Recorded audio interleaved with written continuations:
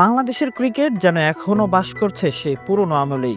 পঞ্চপাণ্ডব থেকে শুরু করে এখন সব সময় যেন এক জায়গায় আটকে থাকে বাংলাদেশের ক্রিকেট। বিশ্ব ক্রিকেটে যেখানে সব দেশের পাইপলাইনে স্ট্রং প্লেয়ার, সেখানে বাংলাদেশে এখনো ভরসা করতে হয় সৌম্য কিংবা মিথুনদের ওপর। যদিও বাংলাদেশে একটা কথা খুব প্রচলিত, সিন্ডিকেটের কবলে শেষ হয় প্লেয়ারদের ক্যারিয়ার। আদৌ কি তাই? নিজেদের প্রমাণের সুযোগ কি কখনোই তারা পায় না? এখানে এসেই যেন ফাঁস হয় পরীক্ষার আসল প্রশ্ন।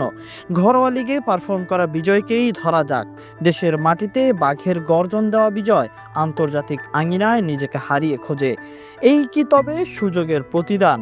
এখন যেন বলতেই হয়, দেশের প্লেয়াররা কি কখনো ধারাবাহিক ছিলেন? ওয়ালটন এখন দেশের সীমানা পেরিয়ে পৌঁছে গিয়েছে 50টিরও বেশি দেশে।